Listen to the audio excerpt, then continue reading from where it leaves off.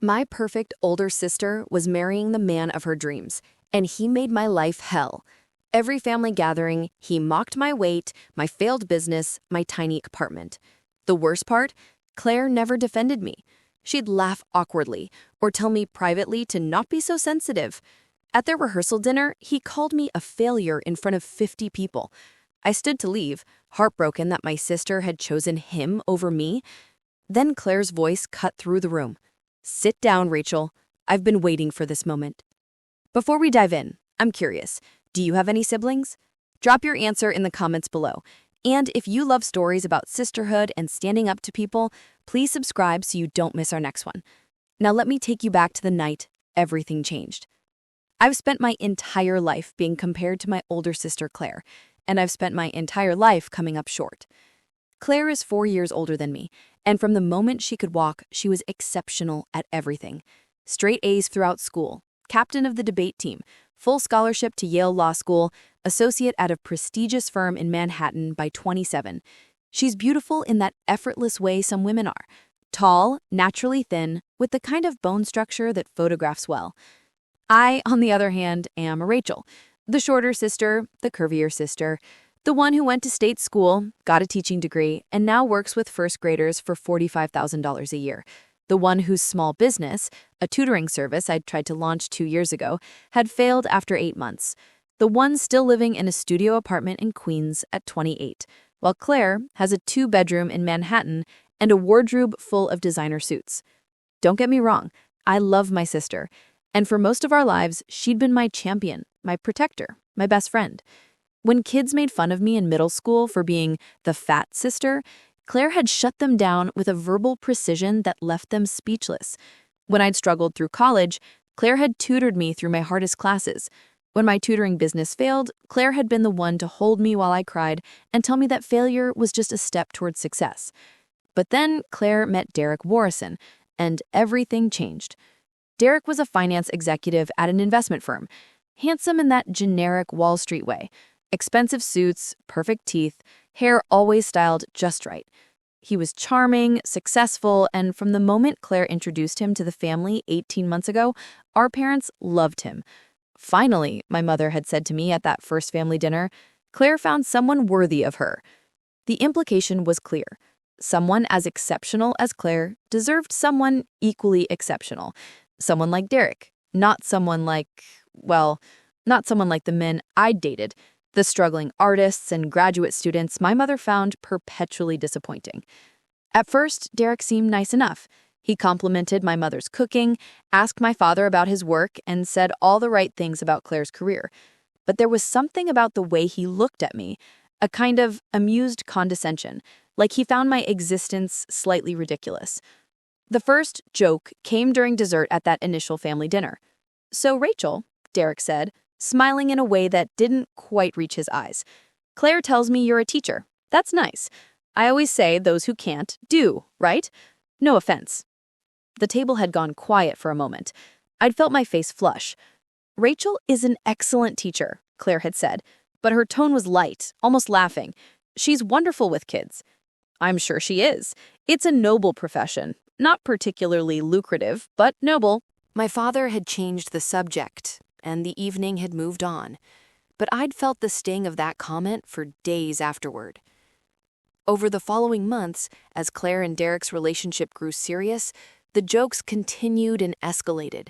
At Claire's birthday dinner, Derek had announced to the table, "You know what's funny? Claire is so beautiful, elegant, successful, a perfect woman. That's because her parents used all the best ingredients for her, and in the end, there was nothing left for the second kid. No offense, Rachel."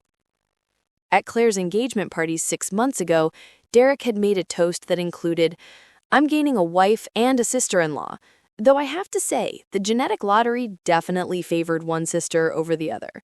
But hey, that's life, right, Rachel?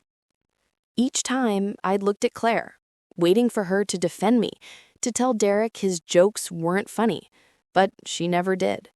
She'd laugh awkwardly or wince slightly or quickly change the subject. Once, when I'd pulled her aside at that engagement party and told her Derek's comments hurt my feelings, she'd sighed. "Rachel, he's just joking. He has that kind of humor, roasting people. He does it to his friends all the time. It's how he shows affection. It doesn't feel affectionate. It feels cruel. You're being too sensitive. Derek doesn't mean anything by it. Please, can you try to get along with him? For me, he's going to be family. Why does getting along mean I have to let him insult me? He's not insulting you. He's just teasing. Can you please not make this harder than it needs to be? Planning this wedding is stressful enough without you creating drama with my fiancé. I'd walked away from that conversation feeling like I'd been punched in the stomach. My sister, my champion, my protector, was choosing her fiancé over me. She was prioritizing his feelings over mine. She was asking me to just accept being the butt of his jokes because it was easier than confronting him. The wedding preparations were torture. I was a bridesmaid, which meant I was involved in every event, every planning session, every family gathering. And Derek was always there, always ready with another cutting comment disguised as humor. At the bridesmaid's dress fitting, he'd shown up with Claire and immediately zeroed in on me. Wow, Rachel, that's a lot of fabric. Good thing Claire's parents are paying for this wedding, right? Your dress probably cost twice as much as everyone else's just in material. The other bridesmaids, Claire's law school friends, had laughed nervously. I'd stood there in front of the three-way mirror, looking at my reflection in the pale blue dress, feeling like I wanted to disappear. Claire had been on her phone, distracted by a work call. When she'd looked up and seen my face, she'd just said, "Derek, stop," but in a tone that suggested she found his comment more amusing than offensive. At the venue tasting, Derek had made jokes about me eating too many of the sample appetizers. At the rehearsal walkthrough, he'd commented on how I'd probably catch the bouquet since no one else is desperate enough to fight for it. Each time, Claire's response was the same: a weak, Derek, stop, followed by a subject change. I'd tried talking to her again, multiple times. Each conversation went the same way. "Rachel, you're taking things too personally. Rachel, every couple has quirks. Derek's that's his sense of humor." The message was clear. I was the problem. My sensitivity was the issue, not Derek's cruelty. And if I really loved my sister, I'd just shut up and take it for the sake of her happiness. So I did. I stopped complaining. I smiled through the jokes. I swallowed my hurt feelings. And I felt my relationship with my sister dying a little more each day. The rehearsal dinner was held at an upscale restaurant in Manhattan, 2 nights before the wedding. 50 guests, family, wedding party, and close friends. I'd worn my nicest dress, done my makeup carefully, tried to prepare myself for whatever cutting remarks Derek would make. The evening started well enough. The food was excellent. People were happy and celebratory. Claire looked beautiful, radiant in the way brides-to-be are supposed to look. For a moment, I let myself hope that maybe tonight Derek would behave. Maybe, surrounded by both families, he'd keep his comments to himself. I should have known better. After dinner, Derek stood to give a toast. He thanked his parents, thanked Claire's parents, made jokes about married life that had everyone laughing. Then he got to the wedding party. "I want to thank my groomsmen," he said, gesturing to the row of men in expensive suits. "My brothers from other mothers, the best friends a guy could ask for." Then he turned to the bridesmaids' table. And of course, I have to thank Claire's bridesmaids, these amazing women who've supported her through law school, through her career, through the chaos of wedding planning. I'm gaining not just a wife, but a whole new family of accomplished, successful, brilliant women. He paused, his eyes landing on me. And then there's my future sister-in-law, Rachel. The room's energy shifted slightly. I felt my stomach clench. Rachel is special. While Claire was building a legal career that's taken her to the top of her field, Rachel has been teaching finger painting to 6-year-olds. While Claire bought an apartment in Manhattan, Rachel's been enjoying the cozy charm of a rental studio in Queens. While Claire built a successful career, Rachel tried to start a tutoring business that folded faster than origami. There were a few uncomfortable laughs from his groomsmen. Most of the room was silent, sensing that this had crossed a line from playful roasting into something darker. But hey, Derek continued, his smile wide and cruel. Every family needs someone to be the cautionary tale, right? The example of what happens when you don't apply yourself. Rachel's biggest accomplishment at 28 is, well, I guess just making it to 28. But someone has to be the family disappointment. Keeps the rest of us humble. So here's to Rachel, proof that success isn't genetic. He raised his glass. A few people, his groomsmen mostly, raised theirs half-heartedly. Most people just sat in stunned silence. I felt like I'd been slapped. My face was burning. Tears were building behind my eyes and my hands were shaking in my lap. I looked at Claire, sitting next to Derek at the head table. She was staring at her plate, her expression unreadable. Not defending me, not standing up for me, just sitting there. That was the moment something in me broke. I'd endured months of Derek's cruelty. I'd swallowed my hurt for the sake of my sister's happiness. I'd let her choose him over me again and again. But this, being publicly humiliated at her rehearsal dinner while she sat in silence, this was too much. I stood up, my chair scraping loudly against the floor. Tears were streaming down my face now, and I didn't care who saw. I grabbed my purse and headed for the door, needing to get out of that room, away from those pitying stares, away from my sister who just watched the man she loved destroy me and done nothing. I was almost to the exit when Claire's voice cut through the silence. "Sit down, Rachel." Her tone was cold, commanding, not the apologetic, pleading tone I might have expected if she was about to defend me. I turned around, confused. Claire was standing now. She was looking at Derek, not at me, and her expression was unlike anything I'd ever seen on her face. It was fury, but controlled, calculated, the expression of a prosecutor who'd just gotten the confession she needed. "I've been waiting for this," she said. The room went dead silent. Derek looked confused. "Babe, what?" "I've been waiting for months," Claire continued, her voice cutting and clear, "for you to show everyone who you really are, for you to feel safe enough, comfortable enough, confident enough in my devotion to reveal your true character. And you just did. Thank you for that." Derek's face went from confused to nervous. "Claire, what are you talking about? I was just joking." "You were just joking," Claire repeated, her voice dripping with contempt. "That's what you always say. That's what you said after you made fun of Rachel's weight at your office Christmas party. That's what you said after you mocked her failed business at our engagement party. That's what you said every single time you've spent the last 18 months systematically trying to make my sister feel worthless." She pulled out her phone. "I documented it all, Derek. Every cruel comment, every joke designed to tear her down. I have voice recordings, I have texts, I have witnesses." She held up her phone. "Would you like to hear some of your greatest hits? Because I made a little compilation for tonight." Derek's face went white. You've been recording me?" "I've been gathering evidence," Claire corrected, "like the lawyer I am. Because about 6 months into our relationship, I started seeing signs of who you really were.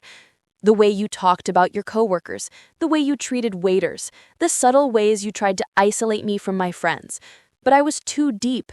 I'd already introduced you to everyone. My parents loved you. I'd already said yes to your proposal." Her voice cracked slightly, but she pushed on. "And I wanted to believe I was wrong. I wanted to believe you'd change, that you'd show remorse, that the man I'd fallen in love with was real and not just a mask you wore. So I gave you chances, over and over. Every time you insulted Rachel, I waited to see if you'd apologize on your own, if you'd show any empathy, any awareness that your words were hurtful. And every time you didn't, I documented it. Every time you made my sister cry and then told her she was too sensitive, I added it to the file. I needed everyone to see, our parents, our friends, your colleagues. I needed to make sure I wasn't crazy. I needed there to be no doubt, no room for you to claim you were just nervous about the wedding or that I was overreacting." She looked back at Derek, her expression hardening again.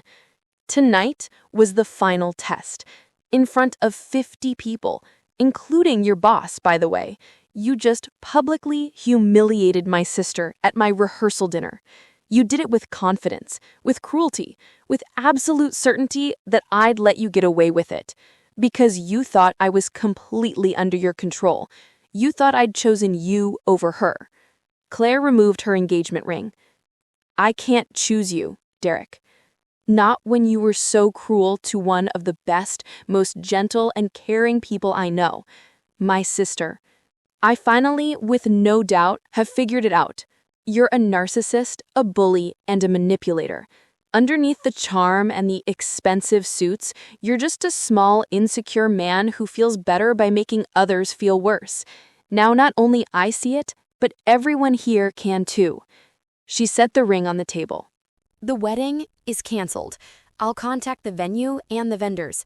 The deposits are non-refundable, but I'd rather lose the money than marry you. You need to leave now. The room was in absolute shock. Derek's face cycled through several emotions: confusion, anger, desperation. Claire, come on, you're overreacting. This is cold feet. This is me taking back my life, Claire said firmly. Security? 2 men in suits, I realized they were from the venue's security staff, appeared from the sides of the room. Mr. Morrison is leaving, Claire said. Please escort him out. Claire. Derek's voice rose, desperate now. You can't do this. We're getting married in 2 days. Everyone's coming. The ceremony— There is no ceremony, Claire said, her voice like ice. There is no wedding. There is just you leaving my rehearsal dinner so that my family and I can salvage what's left of this evening. Derek looked around the room, searching for support. His groomsmen stared at their plates. His parents looked mortified. No one was coming to his defense. Rachel, tell her. Tell her I was just joking. You know I didn't mean anything. Leave, I said quietly. Just leave. I believe my daughters have told you to leave. My dad stood up. As security escorted a protesting Derek out of the restaurant, the room remained in stunned silence. I stood frozen by the door, trying to process what had just happened. Claire walked over to me, and for the first time in months, I saw my real sister. Not the woman who'd been defending Derek, but the sister I'd known my entire life. I'm sorry, she said, her voice breaking. Rachel, I'm so sorry. Why? The word came out as almost a whisper. Why didn't you just tell me you were seeing it too? Why did you let me think you'd abandoned me? Claire's face crumpled. Because if you'd known what I was doing, you might have acted differently around him. You might have confronted him more directly, or stopped attending events, or done something that would have made him more careful. I needed him to feel completely safe. I needed him to believe I was totally on his side, that I'd never stand up to him. But I know what you thought. I know you thought I'd chosen you over you, and I'm sorry. I'm so deeply, painfully sorry that I made you feel that way. But Rachel, I couldn't risk it. If I'd defended you publicly, he would have love-bombed me, apologized, been on his best behavior for a while, and I would have convinced myself I was overreacting, like happened before. I would believe he was changing, that he deserved another chance. She took my hands in hers. I've been in therapy for 4 months, since I started realizing what was happening. My therapist helped me understand that I was in an emotionally abusive relationship, but that I was too invested, too afraid of the embarrassment of calling off the wedding, too worried about disappointing everyone to get out without an ironclad reason. So we made a plan. I'd document everything. I'd give him enough rope to hang himself, and I'd wait for him to show his true colors in a way no one could deny. Tonight, I said, understanding dawning. Tonight. In front of everyone who matters, in front of his boss, his colleagues, our families. Now there's no going back. No one can say I'm overreacting, or that he's not really that bad, or that I should give him another chance. Everyone saw it. Around us, people were starting to stand, starting to approach. Our mother reached us first, wrapping both of us in a hug. "I'm so proud of you," to Claire. "And I'm so sorry, Rachel. We should have seen it. We should have protected you." Our father was next, his face serious. "That man is never welcome in this family again. Claire, you did the right thing. Rachel, we love you. We're sorry we didn't see what was happening." The rest of the evening became something surreal and almost beautiful. The guests who'd come to celebrate a wedding instead celebrated something else. A woman who'd found the strength to leave a toxic relationship. Sisters whose bond had been tested and proved unbreakable. Claire's maid of honor, her law school friend Jessica, organized the impromptu celebration. "We're already here, we already have an open bar, and we already paid for dinner. So let's make this a party for Claire's freedom and Rachel's vindication." Someone changed the playlist. The formal rehearsal dinner became something looser, warmer. People came up to me all night to apologize for laughing at Derek's jokes, for not speaking up, for not seeing what was happening. And Claire stayed by my side for hours, holding my hand. "I started noticing things about 6 months in," she told me as we sat together at a quiet table after most guests had left. "The way he'd tell me what to wear, then claim he was just offering fashion advice. The way he'd criticize my friends, then say he was just worried they were taking advantage of me. The way he'd make plans without consulting me, then get angry if I had conflicts. Why didn't you just leave? Because I was embarrassed. Because everyone loved him. Because I'd spent my whole life being the perfect daughter, the successful one, and I couldn't handle the idea of admitting I'd made such a bad choice. Because he was good at making me feel like I was the problem, like I was too sensitive or too demanding." She wiped her eyes. "But when he started targeting you, when I saw him doing to you what he'd been doing to me, but more overtly, it woke something up in me. I started really seeing him, and once I saw it, I couldn't unsee it. But I also couldn't just leave. I needed everyone else to see it too. I needed to not be the crazy ex-fiancé who called off her wedding for no reason. I needed people to understand. So you built a case against him." "I built a case against him, and I'm sorry. I'm so sorry that meant you had to suffer for months while I gathered evidence. But Rachel, I couldn't risk losing you forever to this man. If I'd married him, he would have eventually succeeded in driving us apart. He would have isolated me from everyone I loved. I had to do this right. I had to do it in a way that ensured I could truly break free." I understood, even though part of me wished she'd just told me, but I also understood the complexity of leaving an abusive relationship, the way victims often need undeniable proof, for themselves as much as for others, before they can finally walk away. "The phone recordings, were those legal?" Claire smiled grimly. "Massachusetts is a two-party consent state, so no, I couldn't use them in court, but I can use them to show our friends and family. I can use them to make sure everyone understands why I'm ending this, and I can use them to protect myself if Derek tries to retaliate or smear my reputation." "Will he?" "Probably. Men like Derek don't take rejection well, but I'm prepared. If he tries to claim I'm unstable or that I'm making things up, I have witnesses. I have evidence. I have a clear pattern of behavior." She squeezed my hand. "I have you, and that's all that really matters." The week after the canceled wedding was chaotic. Derek did try to spin the story, telling his friends and colleagues that Claire had had a breakdown and sabotaged her own wedding, but too many people had been at that rehearsal dinner. Too many people had seen his true colors. His boss, who'd been in attendance, called Claire to apologize and mentioned that Derek was being counseled about his behavior. Claire threw herself into damage control, notifying vendors, dealing with returns, handling the social fallout. I took a week off work to help her. We spent long days together, sorting through wedding gifts and dealing with logistics, but also talking in a way we hadn't in years.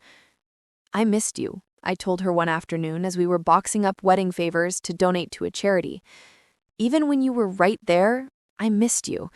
It felt like Derek had taken my sister away." "He almost did," Claire admitted. "That's the scary thing about emotional dependency. It's so gradual. You don't realize how much of yourself you've given away until you're barely recognizable. I look back at the past year and I don't even recognize the woman I was becoming. The woman who let her fiancé mock her sister and said nothing. 2 months after the canceled wedding, Claire and I were having dinner at our favorite restaurant from childhood, a little Italian place in our hometown where we'd celebrated every birthday and milestone growing up. "I have something to tell you," Claire said, looking nervous in a way that immediately made me worried. "What's wrong?" "Nothing's wrong. Actually, something's right. But I don't want you to feel obligated or pressured." "Claire, just tell me." She took a deep breath. "I've been thinking about what I want to do with my life, about what matters, and I realized that spending 80 hours a week defending corporations in litigation isn't it. So I gave notice at my firm." "You quit?" "I quit, and I'm starting something new. A small practice focusing on family law and helping people leave abusive relationships. People like me, who need legal support to safely extricate themselves from toxic situations." "That's amazing," I said, genuinely proud. "There's more. I want you to be my partner." "I'm not a lawyer, Claire." "No, but you're a teacher. You're incredible with people, especially people who are vulnerable. And you tried to start your own business once. You have entrepreneurial instincts. I want to build something where I handle the legal side and you handle the client services side, helping people navigate the emotional and practical aspects of leaving abusive situations, connecting them with therapists, helping them with safety planning, providing support through the legal process." I stared at my sister, overwhelmed. "You're serious?" "Completely serious. I managed to get some of the wedding deposits back. I'm using the money as seed funding. I've already started the LLC paperwork. The office space I'm looking at has room for both of us. And Rachel, there's no one I'd rather do this with. You've been through this journey with me. You understand what it's like to be the target of someone's cruelty. You have empathy that I sometimes lack. We'd be an incredible team." "I have a job, a contract with the school." "I know, and I'm not asking you to quit tomorrow, but your contract ends in June. That gives us 4 months to plan, to build, to get ready. Think about it. Talk to your therapist. Talk to your friends. But Rachel, I'm building something new, and I want you to be part of it." I did think about it. I talked to everyone, and 3 weeks later, I told Claire yes. 6 months later, Perry & Perry Family Law and Support Services opened in a modest office in Manhattan. Claire handled the legal work, divorces, custody battles, restraining orders. I handled everything else: intake interviews, safety planning, resource coordination, emotional support through the legal process. We weren't getting rich, but we were making enough to pay our bills. More importantly, we were helping people.